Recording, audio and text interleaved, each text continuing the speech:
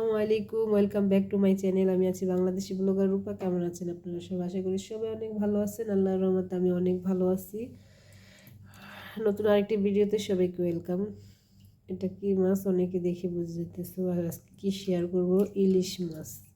তো বাজার থেকে ইলিশ মাছ আনা হয়েছিল, এরকমভাবে কাইটা আনছে আমার ননদ। তো এখানে আমি দেখো 3টা লেজ নিছি, 3টা না সরি 4টা লেজ।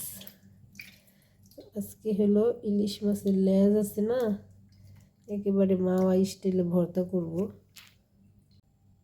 তো ইলিশ মাছের লেজ আছে না, মাওয়া স্টাইলে ভর্তা করব। এই কারণে এই যে 4টা মাছ, আর এখানে মাছ নিছি 6 পিস। তো মাছ তো রান্না করবো, ভর্তাও বানাবো।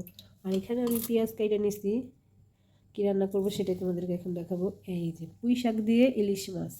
এখানে আবার আমি পুঁই শাক কেটে নিছি, সাথে আলু দিছি, ছোটো ছোটো 3টা আলু দিছি। আর কিছুটা পুঁই শাকের তৈরি রান্না করলে আসলে খাওয়া হবে না, এই কারণে আমি কিছুটা রেখে দিছি। কারণ আপনারা মার্কেটের ভিডিওতে দেখছেন আমি পুঁই শাকও দেখাইছি, ওইখান থেকে পুঁই শাকও আনছিলাম। প্রায় কয় মাস পর পাইলাম পুঁই শাক, তারপরে যে পুঁই শাকও আনছি। আর এখানে আবার আমি যে পেঁয়াজ কাইটে রাখছি মাছ ভর্তা করার জন্য। তো আপনারা সাথে থাকুন, দেখতে থাকুন, ভালো লাগবে। ভালো লাগা থেকে ভালোবাসা সৃষ্টি হবে আমার চ্যানেলের প্রতি। তো এখন রান্না করতে চলে যাব বাহিরে। আর মাছটা আগে আমি মাছের এই আঁশগুলো ছাড়িয়ে নিব। একেবারে ইজি, হাত দিয়ে পরিষ্কার করা যাবে এখন যেহেতু মাছটি কাটায় আনছি। আর একটা তো বড় মাছ আপনাদের আছেই, বলছি, ফ্রিজে দেখাইছি আগের ব্লগে। ফ্রিজ পুরো খালি হয়ে গেছিলো, আর এখন কিন্তু ফ্রিজ আমার পুরাই ভরা। কারণ 1 মাসের মাছ তরকারি যা যা লাগবে সব কিছু নিয়ে আসতে মানে ননদভাবে যে নিয়ে আসছি। কারণ আমরা তো আর বাইরে যেতে পারি না, কারণ আমাদের মাসে একবারই এই বাজারে যাওয়া হয়। তো মাছগুলো পরিষ্কার করি, তারপরে তোমাদেরকে দেখাবো না কীভাবে রান্না করি। আজকে মাছটা আমি অন্য স্টাইলে রান্না করবো। আমার শাশুড়ি মা শেখাই দিছে, এভাবে রান্না করো ইলিশ মাছ, দেখবে ভালো লাগবে খেতে। তো আমার শাশুড়ি মা কালকে হলো ইলিশ মাছ রান্না করছে এইভাবে। তো আমাকে আজকে বললো যে এইভাবে রান্না করে দেখো, ভালো লাগবে। অনেকেই মনে হয় এভাবে খায়। তো কীভাবে রান্না করি তোমাদেরকে দেখাবো। কারণ ইলিশ মাছ কিন্তু অনেকেই অনেকভাবে রান্না করে, বাট আজকে আমি একটু অন্য ভিন্ন স্টাইলে রান্না করবো ফার্স্ট টাইম। আগে নানি রান্না করছে খাইতাম, এখন নিজে রান্না করবো এইভাবে ফার্স্ট টাইম। তো শাশুড়ি বলাতে আজকে এইভাবে রান্না। সব কিছু গোছগাছ করে চলে আসলাম পাকের ঘরে রান্না করতে, কিংবা রান্নাঘর কিংবা ক্যাচিং ঘর, যে যেটাই বলেন না কেন। তো এখানে আমি ফ্রাই প্যানে অলরেডি বসাই দিচ্ছি। আর এই যে এখন শাশুড়ি মা যেভাবে শিখাই দিচ্ছে ওইভাবে রান্নাটা, মাছটাকে প্রসেসিং করে নেই আগে। তো আমি একটু লবণ দিয়ে তারপরে দেন ইলিশ মাছগুলো দিয়ে দিলাম এখানে 6 পিস মাছ। তো পরবর্তীতে একটা লেজও দিয়েছিলাম, লেজ খেতে ভালোই লাগে। তো একটু সামান্য পরিমাণ হলুদের গুঁড়ি দিয়ে দিলাম এখন, দিয়ে তারপর দেন ভালো করে নেড়ে চেড়ে আমি হলো সিদ্ধ বসাই দেব। শুধুমাত্র একটা বলক আসলেই আমার মাছটা মানে হয়ে যাবে। যাই হোক, একটু হলুদ দেওয়ার কারণটা হলো কি, যাতে মাছটা সাদা কালার না দেখা যায়, যেহেতু এটা রান্না করাই হয়ে যাবে এক ধরনের। তো এই কারণে একটু হলুদ দিয়েছি, যাতে মাছটা একটু হলুদ হয় এই কারণে। আর এই চুলায় তো বসানোর জন্য আরেকটা কড়াইয়ের ভিতরে আমি হইলো যে পেঁয়াজ কাঁচামরিচ তারপর ভেজে নিতেছি। তারপরে একেবারে ইজি কিন্তু পুঁই শাক রান্না করাটা। আসলে পুঁই শাক যেহেতু রান্না করবো, বেশি মশলাই আমি ইউজ করব না।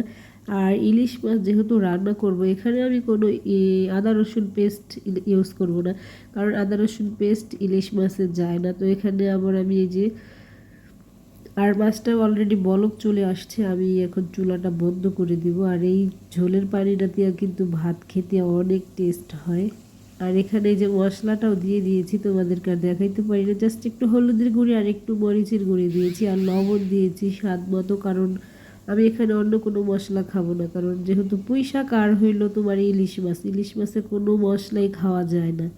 এই যে অলরেডি হয়ে গেছে, এটা আমি নামায় রাখছি। এই পানিটা দিয়েই আমি তরকারিটা রান্না করব। আর এই যে এখন আমি এই চুলায় আবার একটু বেরেস্তার জন্য পেঁয়াজ ভেজে রাখবো, লেজ ভর্তার জন্য। লেজ ভর্তা কিন্তু বেরেস্তা দিলে একটা ঘ্রাণ আসবে এই কারণে। আর মশলাটা কষানো হয়ে গেছে, এখন আমি শাকগুলো দিয়ে ভালো করে কষিয়ে নিতেছি। আর এই চুলা আবার লেজ আমি অলরেডি বসাই দিছি হলুদ মরিচ মেখে ওই পেঁয়াজ বেরেস্তার কড়াইয়ের ভিতরেই। এখন লেজগুলো ভালো করে মচমচে করে ভেজে নিব। যাই হোক, এই যে লেজগুলো ভেজে নিতেছি, 3টা লেজ, যেহেতু অনেকগুলো মাছ কাটাই আনছি তার কারণে লেজগুলো ভর্তাই করতেছি। আর ওই পানি দিয়েই আমি এখানে এই শাকটা বসাই দিচ্ছি অলরেডি। শাকটা ওই চুলায় হচ্ছে। এই দেখো, বেশি ঝোলের পানি কিন্তু আমি দেই নাই এখানে, আর বেশি ঝোলের পানি দেওয়াও যাবে না, যেহেতু শাক সবজি রান্না করলে এমনিতেই পানি উঠে আসে, আর তাছাড়া অনেক পানি চলে আসছে। আর এখানে এই যে লেজ ভাজা, তারপরে পেঁয়াজ বেরেস্তা, শুকনো মরিচ, অলরেডি হয়ে গেছে। তো ভর্তাটা কিভাবে বানাবো সেটা তোমাদেরকে দেখাবো। আগে তরকারিটা রান্না করা শেষ হোক, তারপরে তো হয়ে গেছে। এখন মাছগুলো এখানে আমি দিয়ে দিব। খুবই ইজিভাবে কিন্তু আমি এই তরকারিটা রান্না করছি। যারা পছন্দ করেন না অবশ্যই একবার ট্রাই করে দেখতে পারেন, অবশ্যই আপনাদের কাছে ভালো লাগবে। আর আমার কাছে তো অনেক ভালো লাগছিল, তাই আমি তোমাদের সাথে শেয়ার করতেছি। আসলে এইভাবে মাছ রান্না করলে একটা মাছের যেই স্বাদ, সেই স্বাদটা কিন্তু থেকে যায়। আর ভেজে খাইলে ওইটা আরেক স্বাদ, কিন্তু কাঁচা মাছ রান্না করে অবশ্যই খেয়ে দেখবেন, একটা ভালো একটা স্বাদ ঘ্রাণ।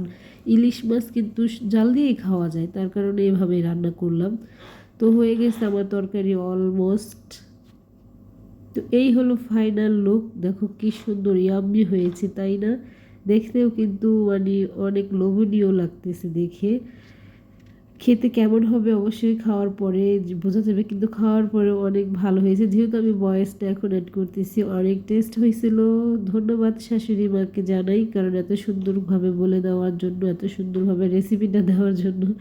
কারণ আমি সবসময় মাছ কাঁচা উপরে দিয়ে দিই, যেহেতু আজকে জাল দিয়ে রান্না করছি, সেই স্বাদই হয়েছে।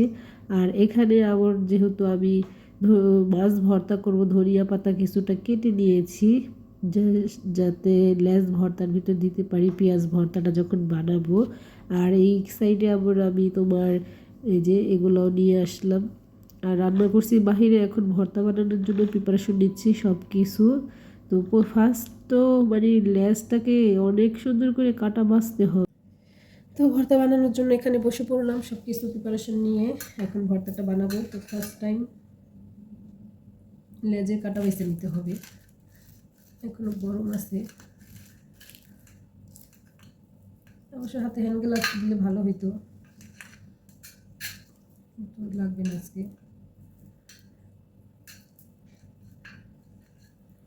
ইলিশ মাছের ভর্তা খেতে কিন্তু স্বাদ আছে, অবশ্যই ট্রাই করবেন। যারা পছন্দ করেন না লেজটা ভর্তা করে খাওয়ার জন্য ট্রাই করবেন। তো মাছগুলো বাইসে তারপরে আসতেছি আপনাদের সাথে শেয়ার করার জন্য, কারণ টাইম লাগবে অনেকটাই। অবশেষে প্রায় 20 মিনিট লাগছে এই মাছের এগুলো বাছতে মনে করেন। তারপরে যে পেঁয়াজ বেরেস্তা করছি, এই পেঁয়াজ বেরেস্তাটা মাছ ভর্তায় দেয় কিন্তু মাওয়া ঘাটি, তাই আমিও করে নিছি। আর এই দেখুন মরিচটাকে ভালো করে আমি এইটার ভিতরে করে নিব, লবণ দিচ্ছি সাথে। যারা ঝাল হাতে লাগে তারা অবশ্যই হ্যান্ড গ্লাভস লাগাই নেবেন, কারণ হ্যান্ড গ্লাভস না লাগাইলে হাত জ্বলবে। এটা বেশি ঝাল না মরিচ, আমরা কম ঝালের মরিচটা খাই, কম ঝালের মরিচটা খাওয়াই ভালো। বেশি ঝালের মরিচ আছে না, অতিরিক্ত ঝাল চিকনটা যেটা, ওটা মনে করেন একটা মরিচ দিলে অনেক ঝাল হয়ে যায় যে কোনো কিছুতে। নাক ধরে যাচ্ছে বাবু, অনেক ধপ মরিচে।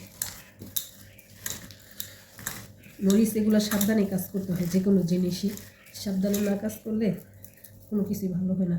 এখন আমি এটার সাথে আবার সবগুলো মাখবো মরিচগুলো দিয়ে। কি সুন্দর একটা ঘ্রাণ আসতেছে, কী বলবো। শুকনো মরিচ কাঁচা পেঁয়াজের মাখলে তো আরও সুন্দর ঘ্রাণ আসবে, তাই না? সরিষার তেলও দিব, একেবারে খাঁটি সরিষার তেল, বাংলাদেশি কোম্পানি, দেখেন প্রাণ। সরিষার তেলও দিয়ে দিতেছি বেশি করে, দেওয়া যাবে না, লবণ লাগবে আরও একটু। আর এই যে কাটা বাইরে হয়েছে কতগুলা মাছের, এখন ভালো করে কষলিয়ে পেঁয়াজটাকে, এটা যত কষলাইবেন ততই গ্রান বাইরে হইবে আর ভালো লাগবে ভর্তাটা। ইস গরম ভাত হইলে, মানে এখন রান্না হয় না, ভাত রান্না কইরা ইস দুই ননদ ভাবি সেই মজা করে খামো।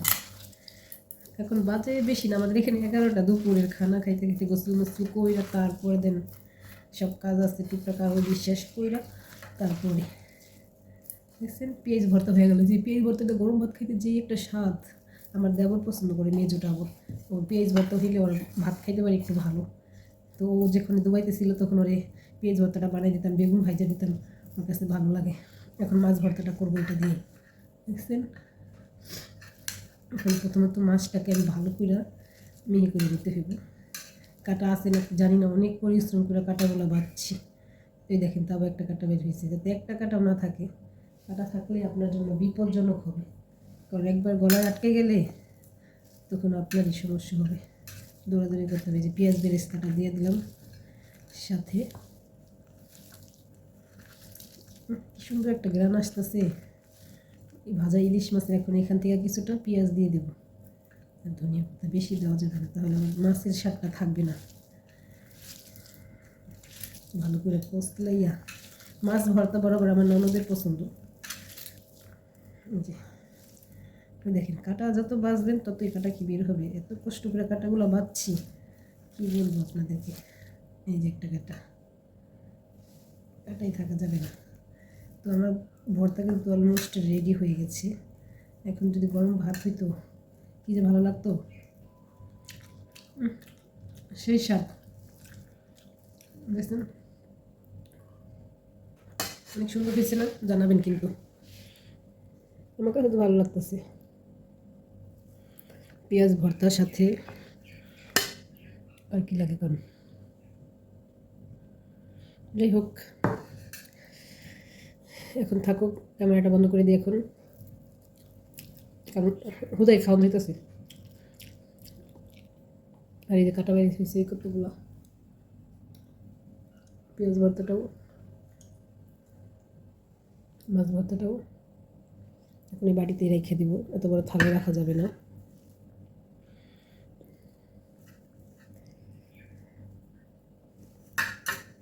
ভাত নাই, ভাত থাকলে করে ভাত খাওয়া যেত, দুঃখের বেশি ভাত নাই, ভাত রান্না করবো তারপরে।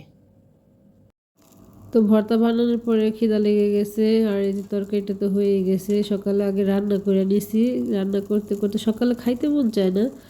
আর এখানে যে মুরগির তরকারি রান্না করছিলাম, আপনাদেরকে দেখাইছিলাম বাজারে যাওয়ার আগে রান্না করছিলাম সেদিন।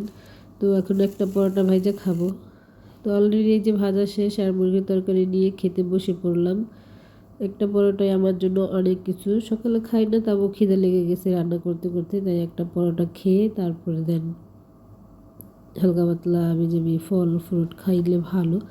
তো এখানে এই যে রুটিটা খাইছি, মানে খাইতেছি আর তোমাদেরকে দেখাইতেছি। সকালে তো এমনিতেই খেতে মন চায় না, ভালো লাগে না সব কিছু খেতে।